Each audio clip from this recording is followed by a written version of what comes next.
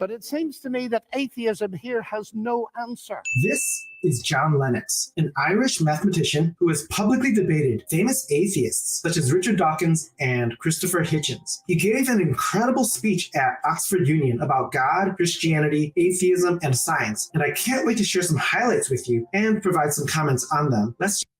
So this is a video essayist he is extremely fundamentalist and extremely far right, just just about as far as you can go on both of those types of directions there. So we're gonna see what he's got to say about John Lennox, who I guess is a famous apologist. I've never actually seen a debate with him, but I've heard a lot about him. So yeah, I am Brantley. This is the Punk Apostate, and let's go.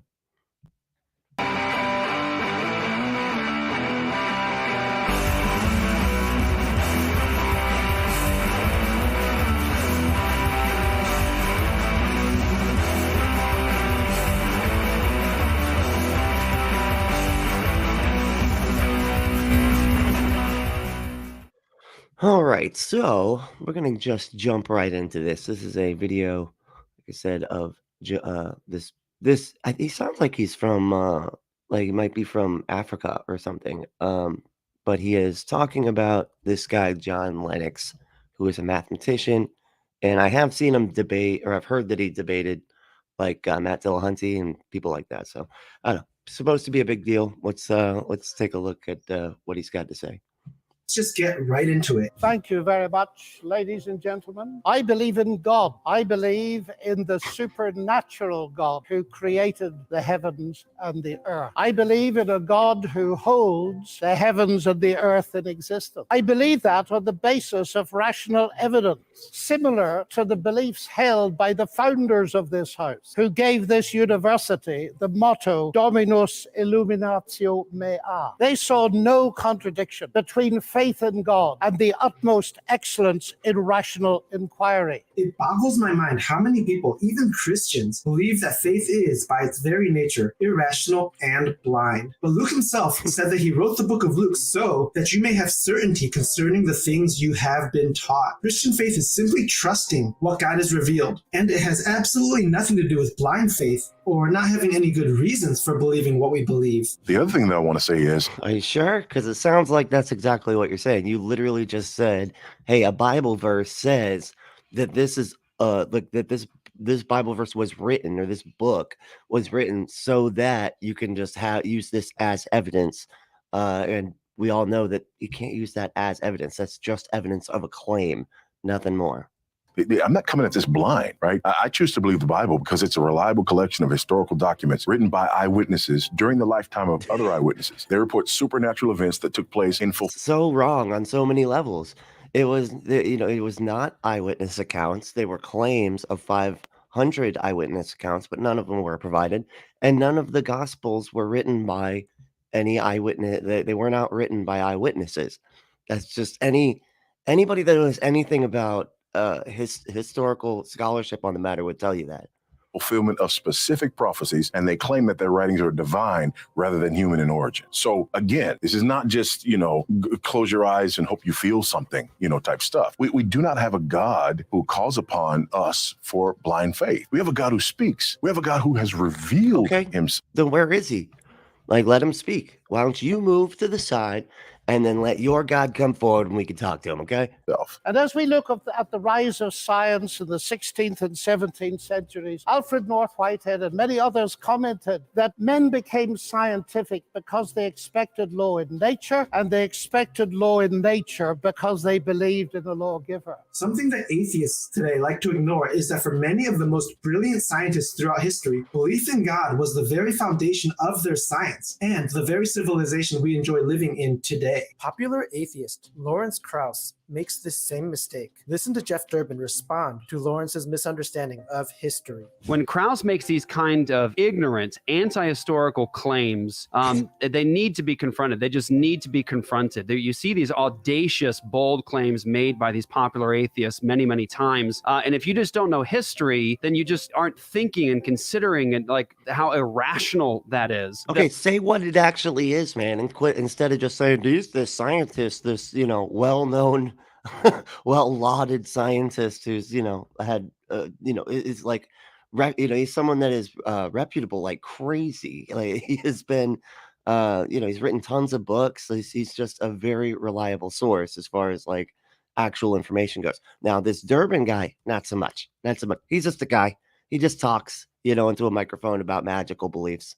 The institutions and the history that gave Krauss his degree and his perspective were developed by Christianity, by the Christian worldview. And that is a fact of history. It cannot be ignored. So when he says like it's counterproductive today, it's like, well, you mean the worldview that gave you the nation that you're in, it gave you the ideas that you hold to that are just very good ideas? You mean the worldview that developed the world in the way that it is now? We developed beyond that. That's the thing.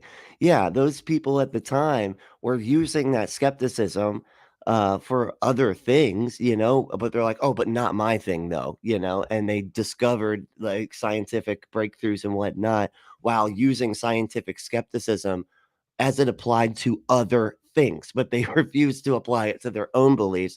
And then that's kind of like what the modern age did, was like, hey, you got to turn this skeptical lens onto yourself too, man. Like, these are weird beliefs to have. Like, come on. Acting like it's scientific is just absurd, and acting like science acting like science is reliable because the people who who came up with stuff in the past were Christians as well as scientists, and that means something. That means that Christianity is reliable, or I don't even know. Now, because of the Christian worldview, here's the thing. It's not an accident of the Christian worldview. It's not just happenstance that the Christian worldview developed Oxford, Cambridge, Yale, Harvard, all the rest. It's not an accident. Like, it just happens to be the case that those institutions were created by Christians on the basis of the Christian worldview as Christian institutions to spread the gospel. It's not an accident that science was given rise, modern science was given rise out of that. It's because explicitly of the Christian worldview. When you look at Isaac Newton and all of the things that he was doing, when he was appealing to the Christian worldview in terms of all the work that he was doing and pointing to Bible verses, that's what grounded his discovery. And when you look at all the Christians in history, the famous Christian scientists, how did it ground his discovery? You're just saying that it did. You're just like, yeah, and Christianity is how he came up with this stuff. How though? How is believing in things like a dude walking on water and turning water into wine and coming back to life foundational for science in any way, shape, or form? It doesn't make any sense, dude. And just because someone in the past believed something and then had some kind of breakthrough in science does not mean that the religion was what caused the breakthrough. But the real Christian scientists in history that gave us what we have today in terms of technology and modern medicine and all the rest, it's not an accident of the Christian worldview that we got all of that. It was directly derived from it. As we will continue to see, he just keeps claiming that it was directly derived from it, yet he can't make a single argument as to why that's the case. Like, he's just saying that it is, and he's like, it is because I said it. What Lennox says here is very similar to the kinds of things people like Jeff Durbin are saying today. So, ladies and gentlemen, I'm not ashamed of being both a scientist and a Christian, because arguably Christianity gave me my subject. What I am amazed at is that serious thinkers today continue to ask us to choose between God and science. That's like asking people to choose between Henry Ford and engineering as an explanation of the motor car. When Newton discovered his law of gravity, he didn't say, I've got a law, I don't need God. No, he wrote the Principia Mathematica, arguably the greatest work in the whole history of science, because he saw that God is not the same kind of explanation as a scientific explanation. God doesn't compete. Agency does not compete with mechanism and law. As an example, just listen to the way Richard Dawkins... Yeah, he's making a separate category for it. That's what he's doing. He's like, this is not a scientific truth. Like he's like, it's different. It's a different kind of truth than those over there. So we're just going to keep this belief separate from all of the other kind of. And it makes it immune to any kind of scientific scrutiny. You know, and like, oh no, you can't have any scrutiny on it. Like that's a different type of belief over here. Come on. Presents God and science as being contradictory. The idea that something that you don't understand, you immediately say, oh, God did it, is not only logically flawed, but actually aesthetically offensive. I mean offensive in the sense that it subtracts from the beauty and the elegance of science. We've got this wonderful theory for life, to then have to jettison all that and throw it away, having explained the origin of complexity and the beauty of life, to then say, oh, God did it. Because things like God, things that are complicated and capable of designing anything, have to come about by some explicable process. They come about late in the universe, not early. I've got to stop. Thank you very much. But the key issue isn't whether you have a theory that might explain the origin of life. The key issue is actually whether science is a legitimate starting point at all. Richard Dawkins just assumes that everyone should view science as the default starting point. But as we'll soon see from John Lennox, that is one of the very points that we should be debating. Why is there something rather than nothing? Alan Sandage, the brilliant cosmologist who became a Christian in his 50s, said God is the answer to that question. But people are now so desperate to... That's not an answer to the question. I mean, it is, but it is first of all, it's a dumb question, because why is nothing the default? Why would you think that there had to be a nothing for a something to come out of? You'd need like evidence of that nothing, and we have zero evidence that suggests that there ever was a nothing. It's much more likely that there just always was a something, and there could be just billions of versions of somethings. You know what I mean? And so we don't know. You know, it's very it's a difficult question to answer, and but answering it with made up magic man in the sky is not a good answer. To show that the universe created itself from nothing, which seems to me to be an immediate oxymoron. That is such a that's begging the question. You're saying that it made the universe. The universe made itself from nothing. It's so funny when they say this, because every time I get this, I'm just like, wait a second. They're like, you believe that nothing created everything, and I'm like, wait a second. Like, what created God? And they're all like, well, nothing created God, and yet everything was created from that thing that nothing created. You believe that nothing created everything, man. You believe that nothing created, because you do believe there was a time when there was nothing, and that nothing is the default. And yet somehow a God not only popped into existence, but somehow popped into existence and always had existed, and then created everything out of the nothing. You believe that everything came from nothing. Like that's you, man. I'm like, I don't know. Okay. But I don't think that nothing is the default. That's where I'm at. I don't know. And I'm actually being honest about that, and not some pompous dickhead, like one to act like he knows everything.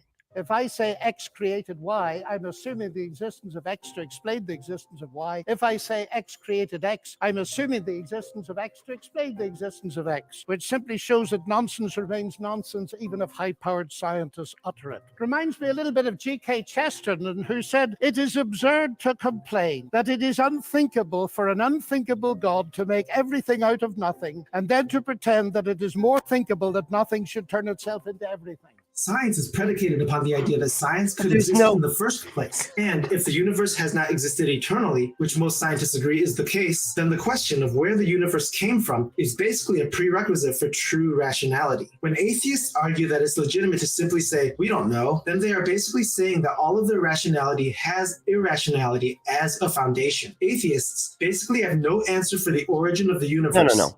There's just certain questions that we can't. We do have like the what he's alluding to is that you can't understand if logic works if we can't if we can't say where it came from, or how all of this started, how everything came about, like, and therefore logic can't possibly work because you don't even know where logic came from. Like, it's this whole weird kind of line of questioning, right? And and a lot of it is just dishonest. It's just to make you doubt, like, that the systems that we have and that we use in order to figure things out. There's always going to be an unknown. That's the whole point of creating the system that we use to figure things out, is there's an unknown. Okay, how do we go about figuring it out? Okay, well, the method that we've used that has been the most reliable has been logic, and then using that logic to apply to skepticism for scientific experimentation and things like that. That's been the most reliable, right? It's not absolute. It's our best. We're human beings. We make mistakes, right? But it is our best method, right? And that is the whole point, is to take as little assumption as possible and ask as many questions as possible, and then only base our answers off of actual fucking evidence. That's, that is the best we've got. Okay, it might not be perfect, and yeah, we don't know where everything came from, if everything needed to come from anywhere. Even, there's a whole bunch of questions that we don't have answered, but what we do have answered is this is the best and most reliable method to arrive at truth, not faith. Or the origin of life. Listen to what Grant Bonson says about this. What's the origin of life? Have to ask the atheist worldview, where did life come from? According to the atheist theory, the reigning dogma or prejudice of the day. What is like, is there a fucking dump truck just dumping out paper in this classroom? What is happening right now? As you know, life came from non-life. That ought to be enough right there to make any rational person snicker. Excuse me? Life came from non-life. In fact, I thought it was one of the established principles of biology that spontaneous generation is not true. And you know what the atheist will say? I mean, he may have a more sophisticated way of doing it. Basically, the atheist says, we want one exception. Just give us one exception to our universal rules. So, well, if I give you one exception, it's not universal. And if we start giving out exceptions, then the Christian can just as easily What say, is happening in this classroom? Holy shit. There's like a war going on in the back. There's just a paper ball fight happening, and now a airplane's flying up. Jeez Louise, a rocket's going to take off next. I want an exception too. At every point that you think that what I'm saying is not rational, not consistent, then I just want an exception. Oh my God. Demand of rationality. No, I cannot give you an exception. Where did life come from? The idea that there was a prebiotic phase of evolution where chemicals just somehow came together accidentally and life originated. We have evidence of this, man. We've done the experiment. There's an experiment that was done in, I think, like the 50s, or was it the 50s?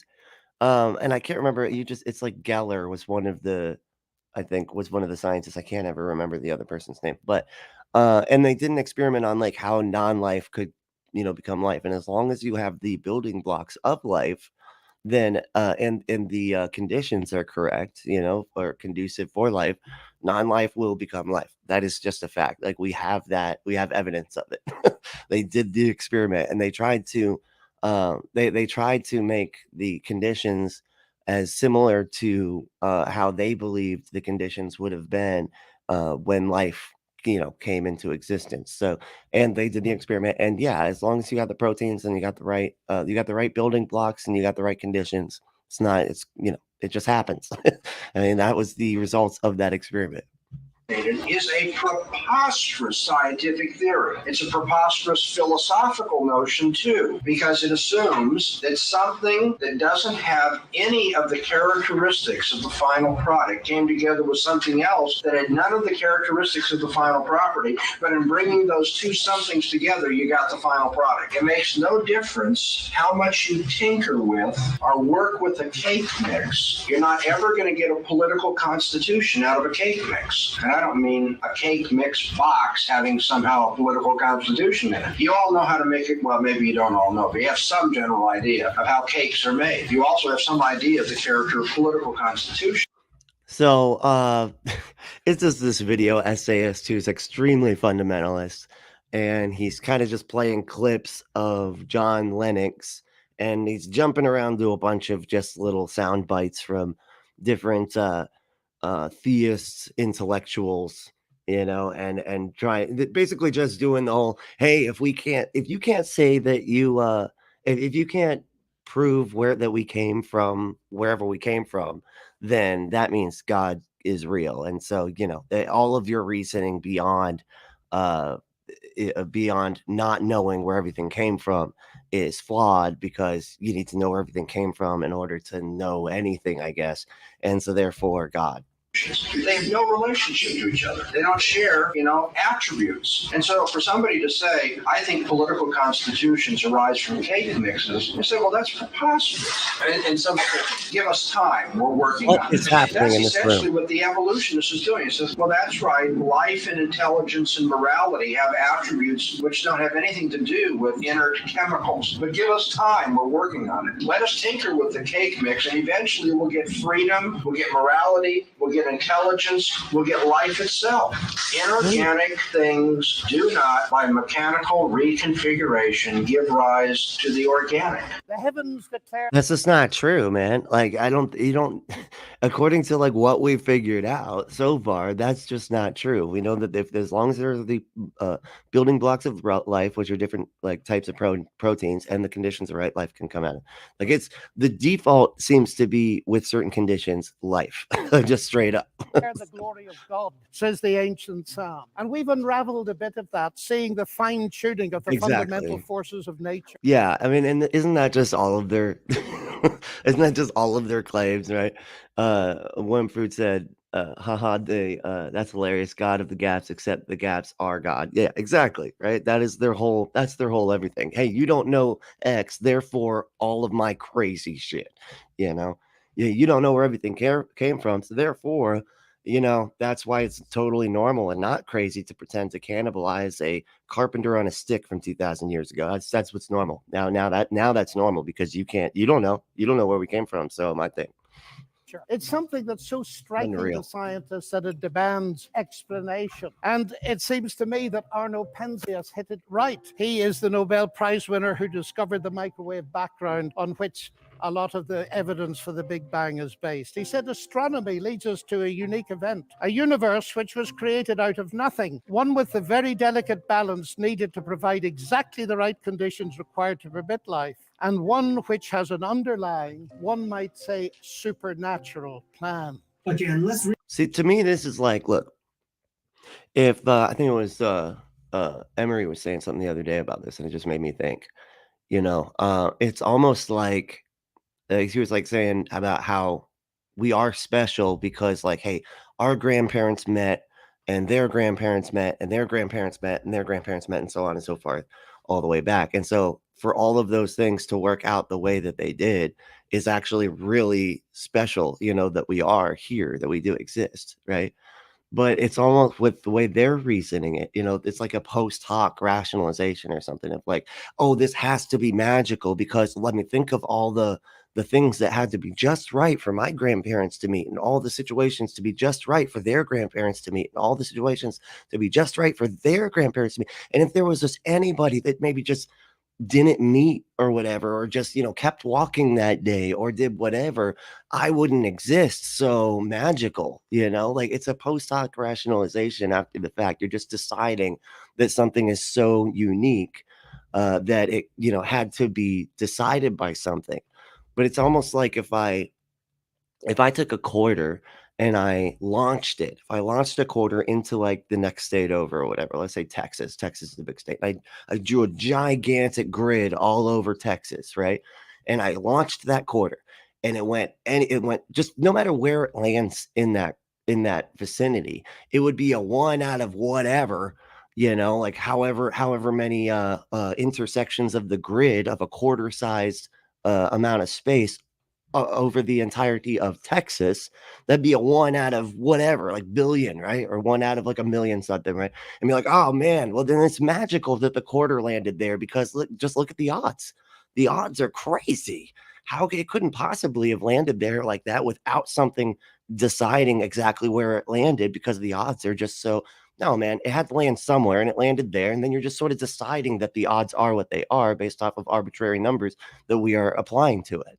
Reemphasize that the very existence of it's just rationalizing after the fact. The universe is a stumbling block that atheists have not yet been able to overcome, and I would argue that they never will. But I want to come to what I think is one of the fundamental arguments for theism. I take it this house believes in reason. That's why we're... See, yeah, Wormfood said, the first time I heard the puddle analogy, it blew my mind. Yeah, that is a really good one. I think it was from the Skeptic's Guide, or no, I always want to say that Skeptic's Guide to the Universe because that's a great book. Read that book; it's a great book. But no, it's from the Hitchhiker's Guide to the Galaxy, and it's like a puddle that becomes sentient and continues to believe that they contour that the ground was made just for him. You know, the the puddle, and because it's it's water, it goes to the lowest point and fits perfectly. We're in that spot because that's the nature of water, but because it was sentient, it's like, look how perfect I fit. This ground is perfect for me, man. And even as the sun came out and dried it up, the smaller it got, it was like, man, it's still perfectly sized. This is crazy. And then he just disappeared.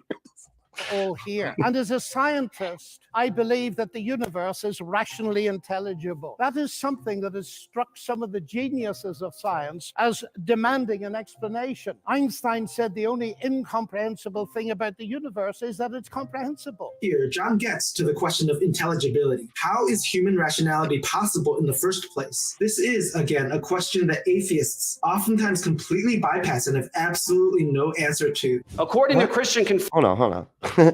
the way that we are able to understand it, is that what I'm getting here? Like the fact that our brains are able to understand the universe, that I don't like that is some kind of like impossibility or something, or that we need God in order for us to be able to understand the universe. We couldn't possibly have evolved to have brains and then have consciousness that is an emergent property of those brains, and then be able to evaluate things logically based off of our past experiences and our ability to remember and write things down, because of thumbs. We remember a lot of stuff and we got thumbs. That's it. That's all that makes us special. And we write stuff down. So we're not starting off fresh. Like it back before people could write, it was almost like that movie, Edge of Tomorrow or whatever, the Live, Die, Repeat, whatever it was called. I think they changed the name, but it's like they were starting out fresh every single time. They had no information, right? Once we started being able to write stuff down, then it was like, oh no, we have all this information that we can look to from other people that thought about a bunch of shit and then died, but they wrote it down, so now we can read it. So now we're all not starting off completely fresh and just like, I don't know, something's gonna kill and then get killed. That's what it reminds me of. I don't know if that's a weird analogy or not, but confession, God is a spirit, infinite, eternal, and unchangeable in his being, wisdom, power, holiness, justice, goodness, and truth. Scripture teaches us that God upholds the world and carries the universe along to its intended destination. Therefore, we have a justification that satisfies the preconditions necessary for the intelligibility of the uniformity in nature. All human experience, let me say it again, all human experience depends upon the uniformity in nature, or the inductive principle, and that the future will be like the past. Whether we're talking about the scientific method, the laws of logic, the laws of mathematics, or walking our dogs, all human experience is dependent upon the principle of induction. Our opponents will assume this all night. They're doing it right now. They'll not, however, be able to justify their appeals to it given their atheistic presuppositions, and will demonstrate their dependence upon the triune God. Damn. This reminds me of like that fucking Dawkins moron, not the other Dawkins moron.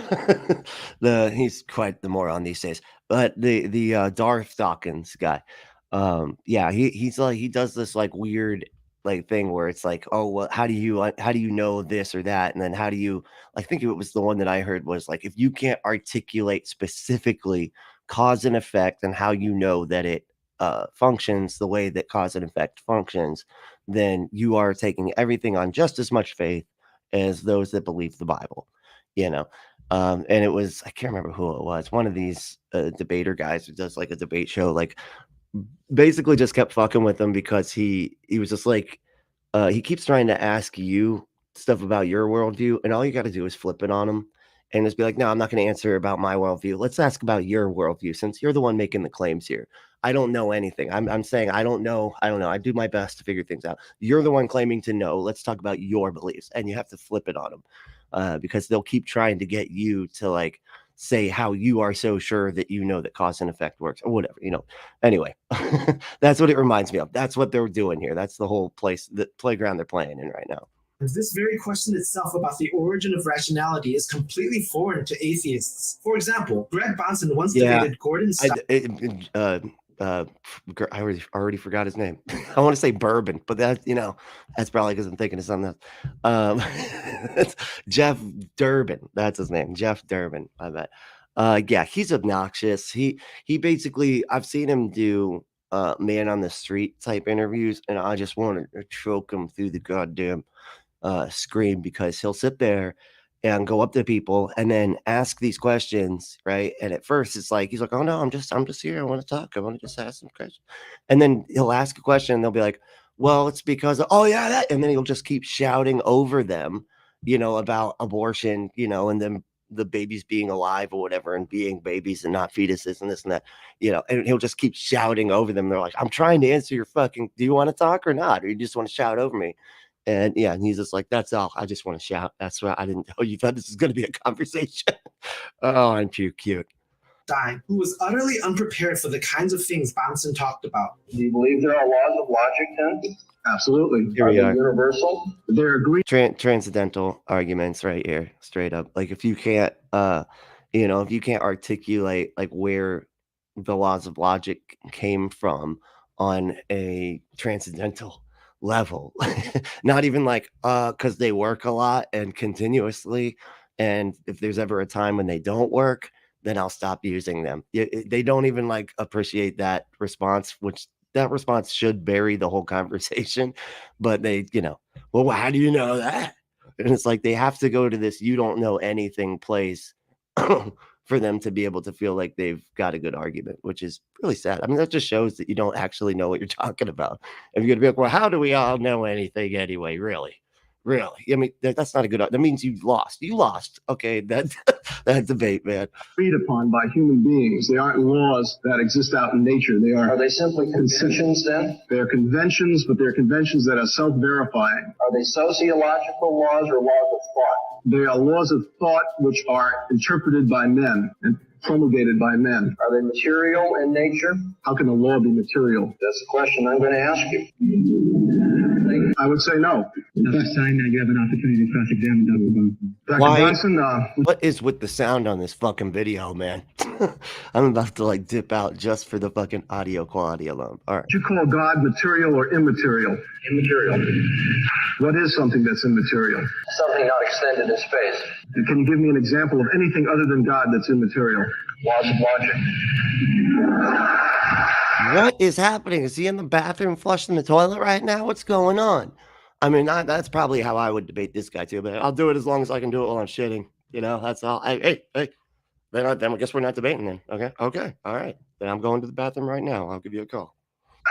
And Wigner talked about the unreasonable effectiveness of mathematics. How is it that a mathematician thinking in her head in here can come up with equations that seem to fit the universe out there? Well, how is it indeed? Because the irony of the atheist position here is evident. My atheist friends, and I have many of them, tell me that the driving force of evolution, which eventually produced our human cognitive faculties, reason included, was not primarily concerned with truth at all, but with survival. And we all know, ladies and gentlemen, what has often happened and still happens to truth when individuals or commercial enterprises or nations feel themselves threatened and struggle for survival. Leading philosopher Alvin Plantinga of Notre Dame says if atheists are right that we are the product of mindless, unguided natural processes, then they have given us strong reason to doubt the reliability of human cognitive faculties, and therefore inevitably to doubt the validity of any belief that they produce, including their atheism. So it's if I can get you back to how could you possibly know anything if nothing's guiding everything, then you couldn't know anything, therefore God or whatever. It's crazy. It's this weird line of reasoning where it just shows that they have to tie themselves in fucking knots in order to make sense of their insane beliefs. And it's crazy too because they don't get that this could be, you could take out God and replace it with any magical being and use those kind of arguments and they'd hold up just the same. And you're like, leprechauns, well, how do we even know if there's nothing, if leprechauns aren't guiding our evolution and all that, it's biology and their belief in naturalism would therefore appear to be at war with each other in a conflict that has nothing at all to do with God. Yet my atheist friends still insist that it is rational for them to believe that the evolution of human reason was not directed for the purpose of discovering truth. And yet, it is irrational for me to believe that human reason was designed and created by God to enable us to understand and believe. Look, and here's the thing: when it comes to rationality, um, on the face of it, if you would stop right there and then be like, look, I just believe that all of this came from something, right? That would not in itself be irrational. But if you walk this out to the level that he has, where he's like decided on a particular God, decided that that God interacts with him on a daily basis, that he can contend to that God and pray and ask for stuff and all this, and believe that that God is communicating with him through the words of a 2,000-year-old book of nonsense. All that is unbelievably irrational, man. Like if you're sitting there going, I don't know, I just kind of believe that God's directing me in this path, like that's irrational. Okay. You can believe that it all came from something. It's I'm like, okay, well, that's not necessarily irrational. But when it comes to a Christian's day to day, that shit is fucking irrational. Sorry, dude. It just is. The truth. Curious logic. What John said earlier in this section about mathematics is very insightful. Usually, atheists will argue against. I know it's the it's the I have a black friend for atheists. I don't Wormfood said I don't have I don't hate atheists. I have an atheist friend. Did he just tokenize atheists? He absolutely did, yes. Universal abstract objective concepts such as morality and mathematics and say that these are concepts that are conventions developed by humans. However, there are enormous problems with this claim. So my point is, people did not create laws of math because math worked perfectly well before people were around to describe it. Did they come from the universe? That's a common belief, especially among secular. But I mean, okay, the thing is, dude, if you go into do numbers exist? I'm going to have to spend the next 5 hours, if not, I mean, more than that, 50 hours talking to philosophers about whether or not math is real and numbers exist. Okay. Because this is like one of the most deepest philosophical conversations ever to be had, right? Really, math kind of doesn't exist. Math is just consistency. That's it. It's just consistency. It's like if you take a grid and you lay that grid over reality and then make it so that we can remember things better and we can calculate things better and we can evaluate our reality better based on this grid that we invented, that we placed over everything so that we can remember stuff, and then added little symbols, and then we figured out ways to like add those symbols to other symbols and divide and all these types of things. It's all just based on consistency. You know, it's just if we have this many somethings and then we add this many somethings, how many somethings will there be? But really, we're talking about nothing. You know, it's complicated nothing with a lot of consistency. I don't know. That's is that, well, the universe behaves a certain way and we call that math. But I think that is utterly indefensible because there are things in mathematics that have no analogy in the physical universe. For example, the number of dimensions. The physical universe has 3 dimensions of space, 1 of time. In math, you can have any number of dimensions. You can have 16 dimensions if you like. There's a thing called Hilbert space that has infinite number of dimensions. That has no correspondence to anything in the physical universe. And yet, it makes sense. There's rationality to it. So it's consistent. But I mean, like, even if you get down to like, and there was a great documentary on Netflix about infinity. And that's, take some acid, watch that shit. Okay. That's some fun. But it was just about how there's so many paradoxes in just the concept of infinity alone. Like, and I can't remember how they did it. I'd have to look at it again. But it was like you can have infinity represent 1 and you can have infinity represent 0. And that means infinity is in contradiction to the most basic law of logic, non-contradiction, right? Because something cannot be 1 and not 1 simultaneously, but infinity can, because it's full of paradoxes, right? Yet we definitely know, or we can kind of see, I guess we could say that infinity could correspond with reality as far as we could tell. Like it looks almost like the universe is infinite. I don't know. I mean, there is definitely some ways that you turn a mirror on itself, that's infinite, right? I don't know. Right. But I don't know. It's an interesting concept. But it's just because we're just figuring stuff out, and it's so much better to have a humility about that, and be like, look, we're just doing our best. We're just doing our best, and this is our best. And you're like, well, your best isn't perfect, therefore you know nothing. You're like, shit, you got me. You got me, because my best isn't perfect. So fuck. I must not be able to know anything then. You're right. Yep. The point is, math goes beyond the physical universe. The physical universe doesn't get infinitely small. You get down to the level of atoms and then in quarks, and then there's kind of a quantum fuzziness there. But these shapes go on forever. So math didn't come from the universe. The rational answer that Christians can give is that math, just like other abstract universal One said, if I started preaching Discordianism, ooh, that sounds like it's some kind of science that's based on accordions, like the things that you anyway. I don't know what that is. What is this? What is Discordianism? That sounds awesome. I'm just gonna say that word, Discordianism. That sounds like a punk band album or some sort. I don't know. I'm just saying because Discord, because that's awesome. Discord's great. It's like anarchy, right? Concepts such as morality and the laws of logic reflect and come from the mind of God. However, like with the origin of the universe, the origin of life, and the origin... Prove any of that, man, or at least even give us a reasonable argument as to how you know that that's the case. You can't do any of those things, yet you expect above and beyond for the opposite of those claims. Of human rationality, atheists simply don't have an answer for these kinds of universal abstract concepts. By contrast with that, biblical theism asserts that ultimate reality is personal and intelligent, and the reason science works, and this was the motivating force that drove the great pioneers of science, is that the universe out there and the human mind in here that does the science are ultimately the product of the same intelligent divine mind. Human beings are made, we are told, in God's image. And that means... Does anybody know what the fuck that means? I'm so I get this a lot from people, and it's so interesting. Like my mom, I was talking to my mom, and don't get me wrong, she's a really sweet lady. She's just wrong about a whole lot of shit, right? And she was like, yeah, I believe that people inherently have value because we were made in God's image. And to me, I'm just like, that's a non sequitur, dude. Like, how does that follow at all? Right? They're just like, hey, we got to be nice to each other because people have value because we look like some magical thing I can't demonstrate exists. We look like them. We are made in their image. Therefore, don't kill people because, the image of God. Was it like, how you got to walk me back through that? Like, how does that allow you to perceive people as having value? If you're just like, because of, God was, we were made in God's image, just doesn't make sense.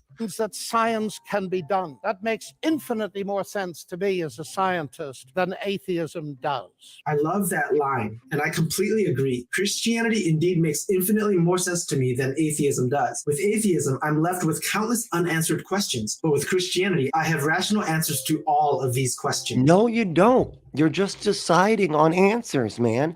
That's the thing. You're being dishonest. We are not. We are being honest about what we do and do not know. And honestly, that was like the biggest thing that made me deconvert, was just being like, look, I know that I'm lying about this. I know that I am just as unknowledgeable about these questions as the atheist. I'm just pretending to know the answer. And that's it. I'm just made up an answer that's just sort of like an answer all answer, and a lot of times they'll say, like, I've heard people say the Occam's razor thing, like, oh man, if it answers as many things with a single proposition, then that is Occam's razor. Like it's not multiplying entities, right? Or whatever. But the thing is does anything ever work that way? Like if we actually looked at like what caused World War II, would it be just one thing? Would we be like, one thing happened and that explains all of it? No, never. That's never the case. In science, that's never the case either, it doesn't seem. It's never just one thing. It's like a myriad of things that cause things to happen the way they do or whatever. It's never just a single answer, all answer, nothing answer. It's just not how anything works. Oh, let's see. Wormfood. Wormfood said, Discord. Oh, okay. Thank you. Yes. Discordianism. God damn, that's hard. Is religion based around math? Oh, no shit. Chaos causes randomness. Randomness, iterated infinity will cause random patterns to form. Patterns interacting with each other cause order.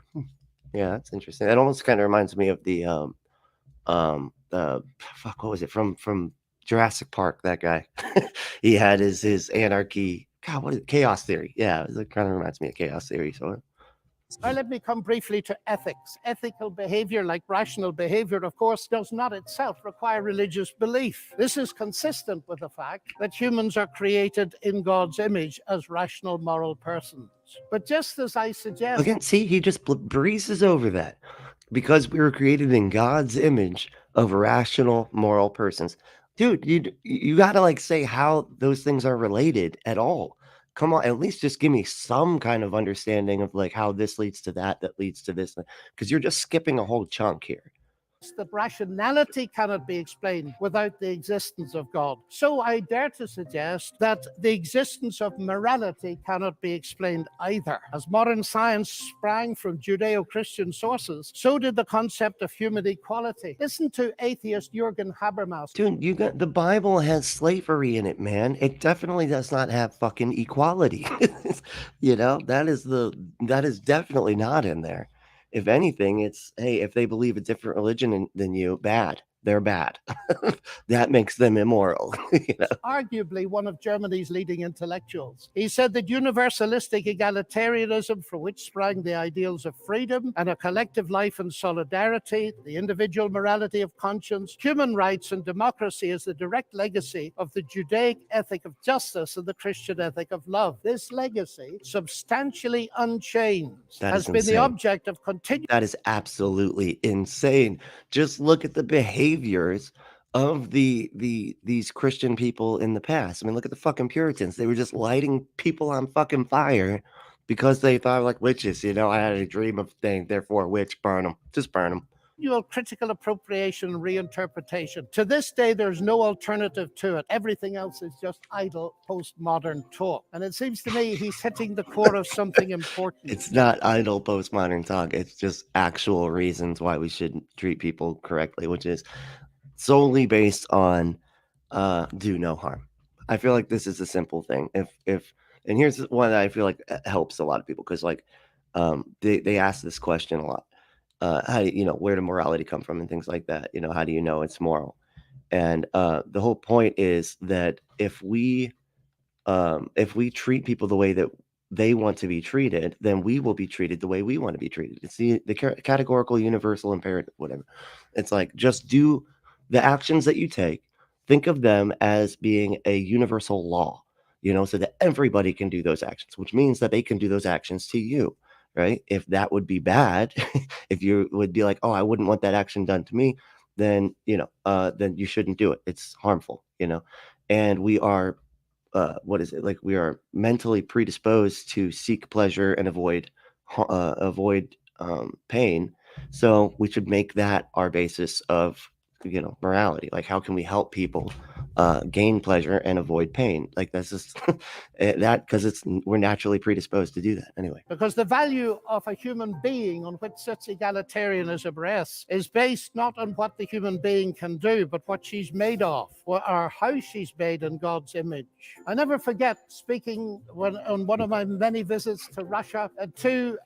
Interesting. Yeah. So he said, and we just recognize or imagine patterns as humans, the law of 3 and the law of 5s, etc. Okay. Yeah, honestly, that makes good sense to me, that it's all just it's almost like when you see faces in wood or whatever. It's just like, oh, our brains just will find stuff. We're like, oh, that looks like a face. Oh, that's a unicorn in the cloud. Like, we just we just decide stuff that are there based on what we are putting together with our mind.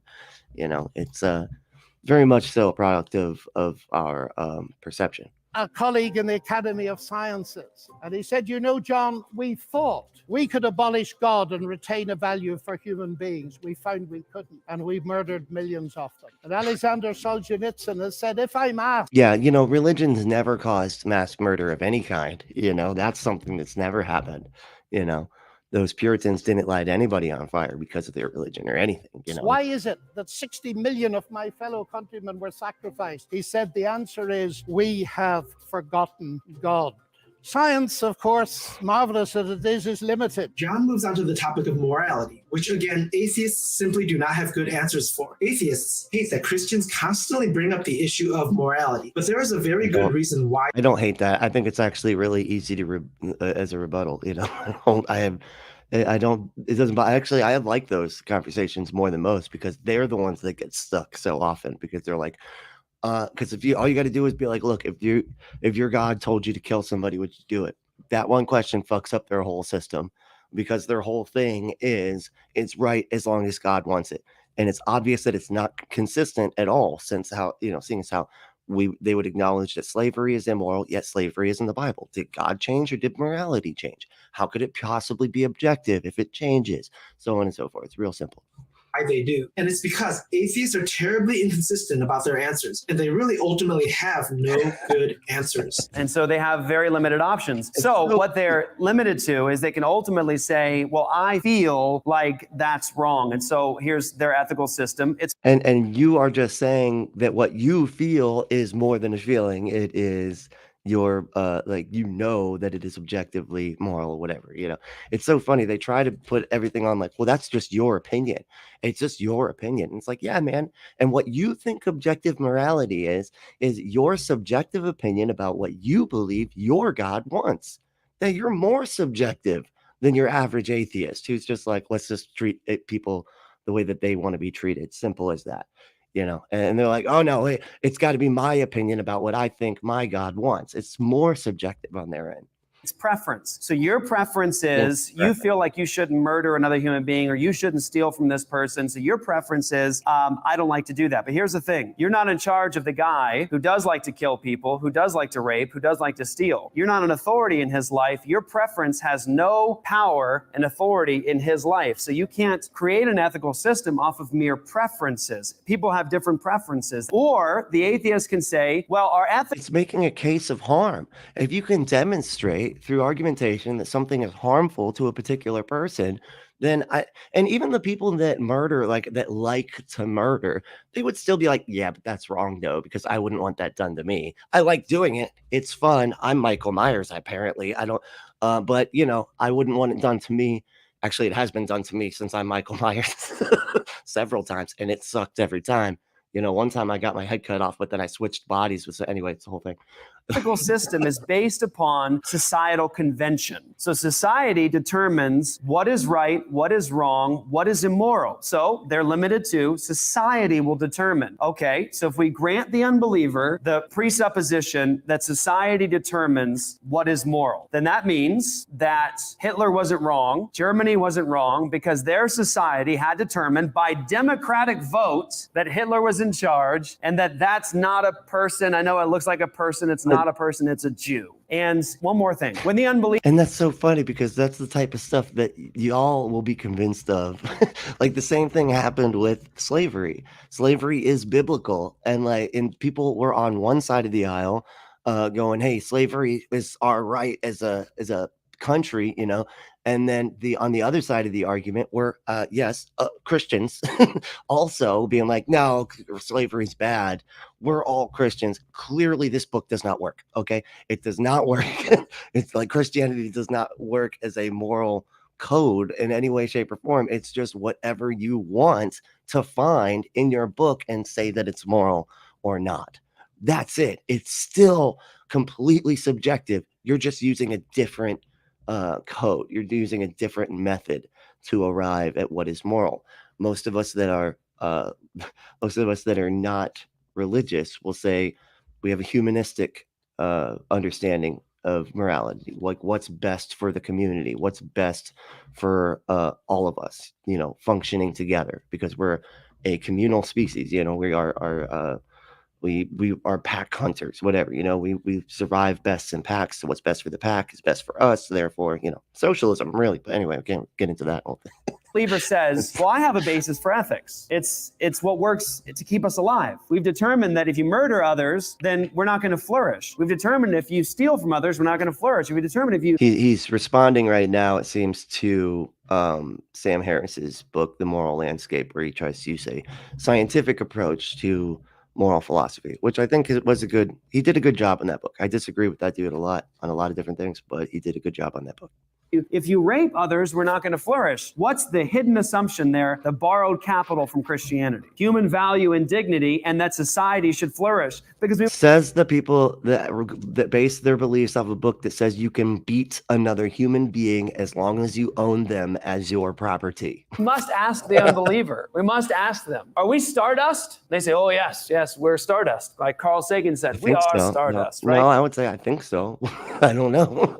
Neil deGrasse Tyson, he says, we're stardust. Well, let me ask you a question. What makes you think stardust must flourish? What if I want to kerosene the whole anthill? Who are you to argue with me? You're acting like stardust should flourish and should produce and should do well. I think there's actually a lot of human suffering in the world, and if we just ended it all, we would end a lot of human suffering. And there are actually a lot of people who think just like that. That is like, what are you, the fucking evil robot when like the AI goes sentient or whatever? It's like, I know how to eliminate suffering.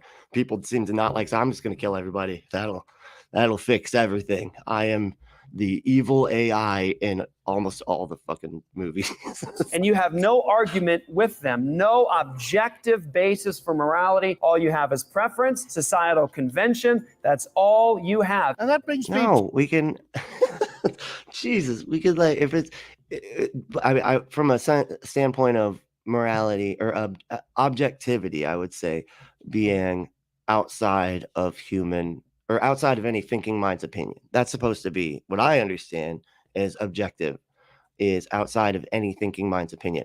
And that would include your God, by the way. Okay. Can't possibly be objective if it's of the opinion of God. If you just define objectivity as what my God thinks, that's not objective, man, because that's still a thinking mind's opinion about whatever it is. The only way, and we're talking about human behavior here. It requires some level of human opinion because we're talking about human behavior. Anyway, but the only way that you can have it is like objective is if you set a goal. If you set a goal, then we can objectively determine what gets you closer or farther away from that goal.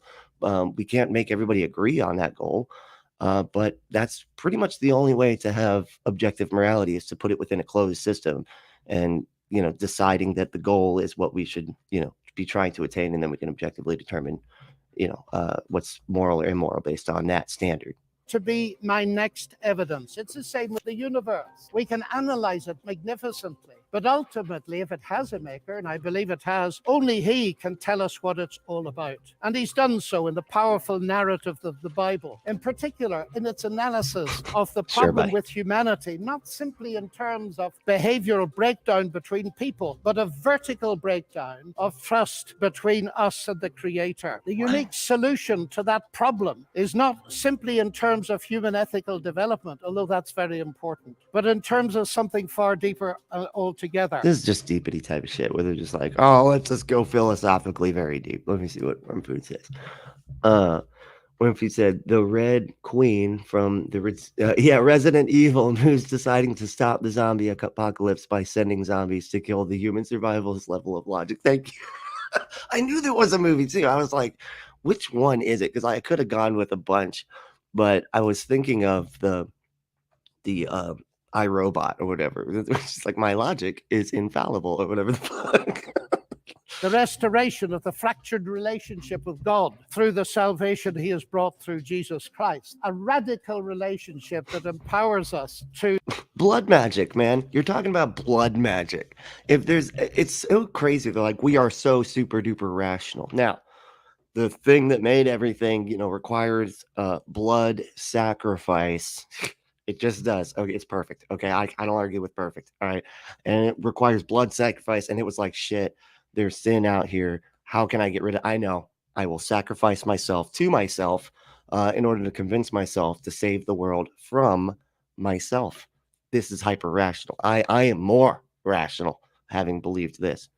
To live ethically from God. And here we reach what for me is the chief evidence, not only for the existence, but the nature of God. It is Jesus Christ. He it was who not only taught the golden rule, but embodied it, fed the hungry. No, he he's not it's why it's called the golden rule, right? Because it's in almost every single religion. Every single holy book has some version of, hey, don't do stuff to other people that you wouldn't want done to you. some version of that. It's actually quite simple, and it's like I said, it's a natural inclination. We have mirror neurons. We have like things in us naturally that keep us from wanting to hurt other people. Usually, when there is that guy that he's talking about that like just wants to kill everybody, there's usually something severely wrong with their head. Like one of the main through lines, if you look at serial killers, they all have had some kind of major blow to the head in their childhood development. That's very common. I don't think it's all the time, but it's very common, and they damage the frontal lobe, which is where your mirror neurons are, which is why they're okay with hurting other people, because they don't understand that this makes it okay for other people to do it to you on some kind of philosophical level. But anyway. Healed the sick and suffering and welcomed society's outcasts. Yeah. Brought honor and respect to the marginalized. Thank you. Yeah, and it predates religion even. Yeah, exactly. The shame. And he's brought forgiveness and peace to multi-millions around the world. He's able to do this, of course, because though he was a man, he uniquely never was only a man, but God become human. The central evidence for this when they say this stuff and they're trying to sound so profound, they sound completely insane. This God became human. That's right. I know, it's very intense, very deep. Claim is, of course, his historical resurrection from the dead that launched Christianity in the world. This is, of course, ladies and gentlemen, a crunch issue. If Jesus rose from the dead, death is not the end and atheism is false. If Jesus did not rise from the dead, Christianity is false. I love that John gets to Jesus Christ and the gospel here. I do agree with John that the resurrection of man, doesn't that just show you exactly how weak your entire worldview is?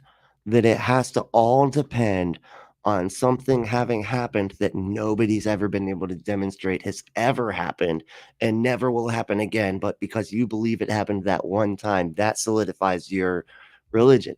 That's crazy. That's like me saying that, well, hey, as soon as the sun, if somebody could prove that the sun didn't, dance around in the sky, and be dropped in the water or whatever, just like seeing it like move and spin all around or whatever. I believe that did happen at one point, and that's what my entire belief system hinges on.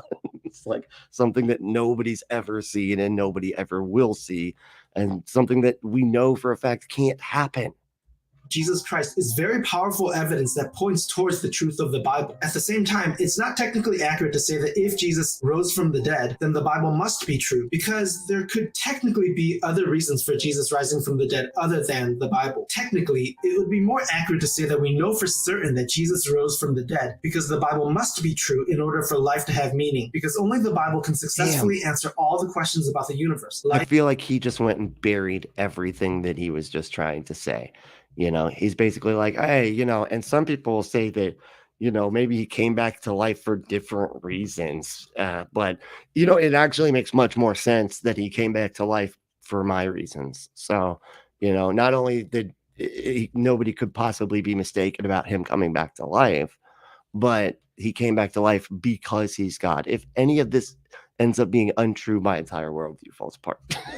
Life and rationality that we've talked about so far. Trying to prove the resurrection scientifically and historically should be something that helps us demonstrate the reliability of the Bible, not something that we absolutely depend upon for believing the Bible. But your whole point with this is that something miraculous happened.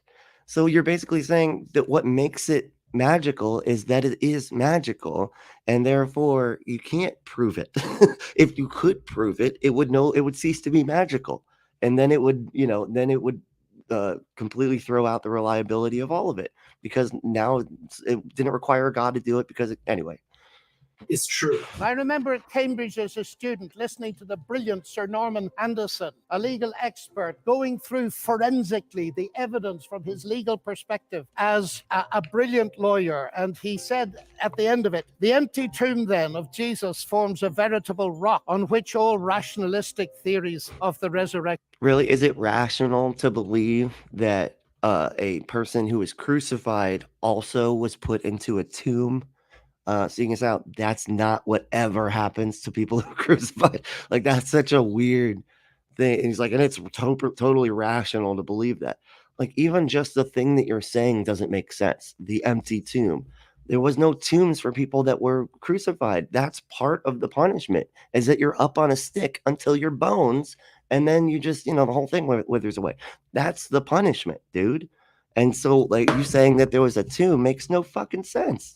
Action dash themselves in vain. Just finally now, as I read the Bible, I do not only find intellectual satisfaction, but I find a great deal of that. I sense the voice of God speaking to me. You say that's intensely personal. But ladies and gentlemen, we've been asked tonight about belief in God. And I want to strongly emphasize that God is not a theory, he's a person. And if the origination of me qua person is a personal God, then the most exciting thing really is there a possibility of getting to know God? And so Wow, dude, this is insane. So he's saying it's not a theory, it's a person. A person nobody can demonstrate exists in any way, shape, or form, other than I kind of feel like I talk to something when I wish stuff in the sky, therefore God. It's like, and his whole thing here was to prove that it is actually reasonable to believe in God, and did all that. Well, they don't know where everything came from, so therefore they're irrational. But I do know where everything came from, and it came from a magical man, and I have a relationship with it. He likes strawberry ice cream. How do you think I know that? Because I'm friends with him. That's right.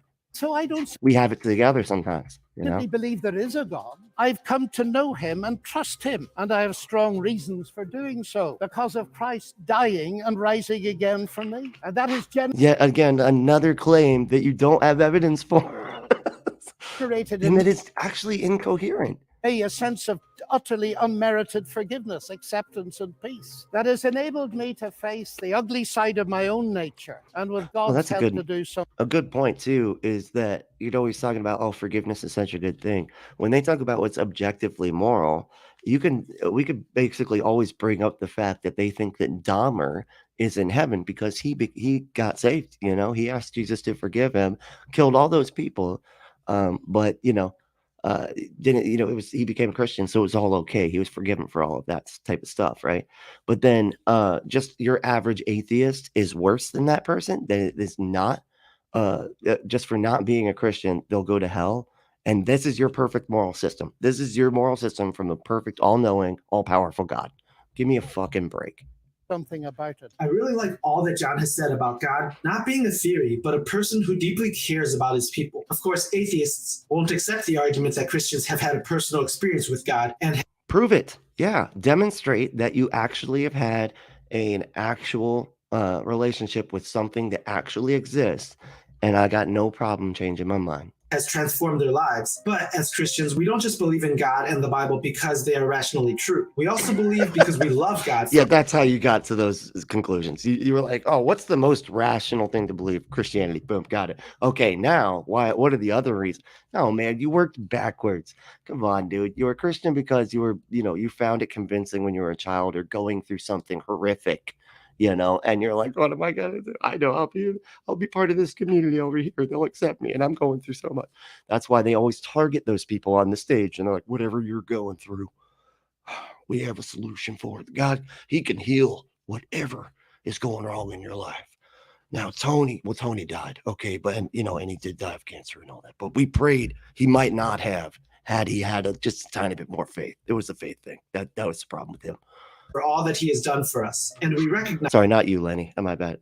his powerful work in our lives. But it's enabled me to face something else. The hardest problem I face as a Christian is the problem of evil and pain. My niece getting a tumor at 22 that kills her. What do I say to my sister? And this is the hardest problem we face. Yeah, because you don't have a good answer for it, because you have to believe that it is somehow factors in to your all-powerful, all-loving God's plan when these horrifying things happen. And you're like, well, maybe they helped somebody else get saved. I didn't, like, are you fucking kidding me with this? Really? That's your, wow, okay. But it seems to me that atheism here has no answer, because by definition, atheism believes that human death is the end. What is it? I'm not going to be able to say any of this. Worm Food said the master of Marguerite by Mikhail a B-U-L word, is a much better book, or The Picture of Dorian Gray by Oscar Wilde. Oh, okay, I do know that one. I guess because I experienced spiritual connection with those books. They aren't fiction. Yeah, that's a good way to say it. Yes.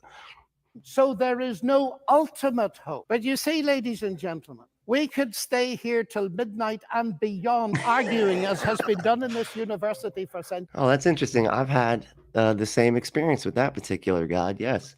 And yeah, and mescaline too. That was a great, great talk with God on the mescaline there.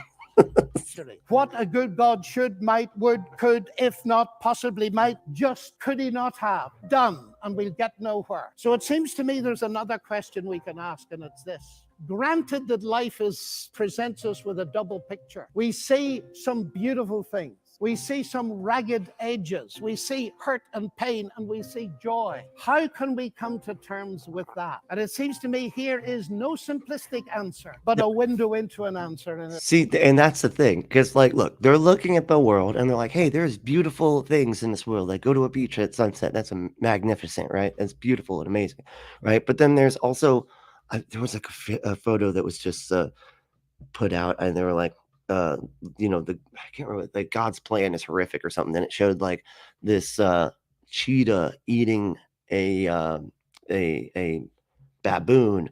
It had its whole head in its body, and then the baboon had a baby on it. It was like holding its baby. And yeah, it was like, so they're looking at this going, okay, some things are super awesome. This is great. Some things are really super not awesome. Like they would be the opposite of super awesome.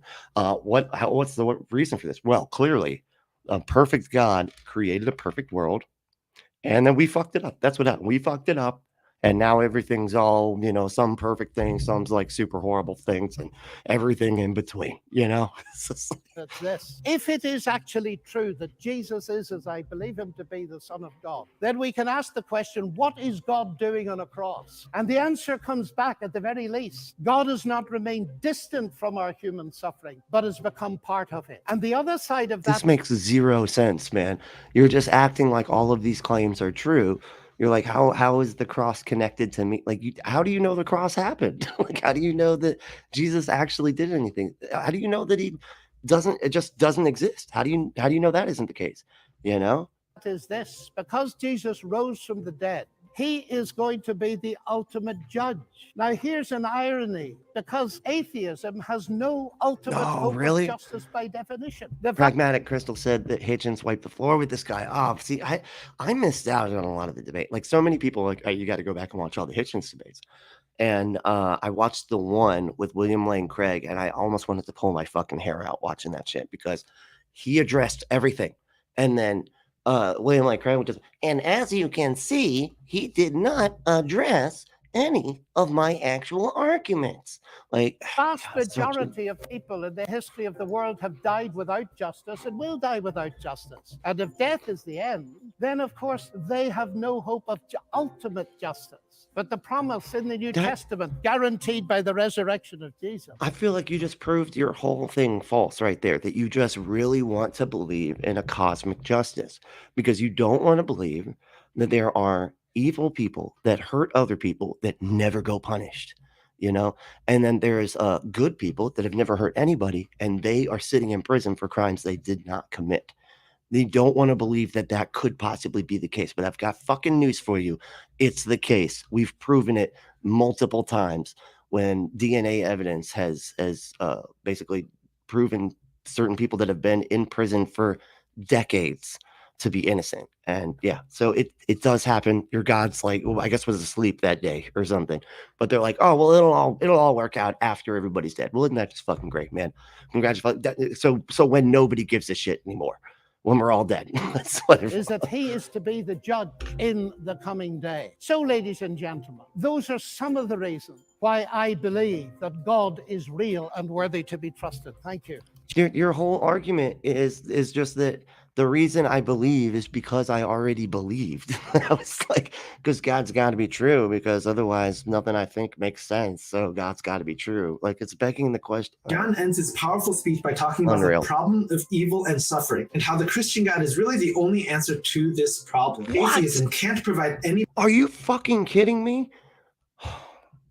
He's doing the William Lane Craig thing, where he's just acting like the thing isn't. It's like, dude, the problem of evil is specifically for monotheists. It doesn't apply to anybody else, you dumb fuck.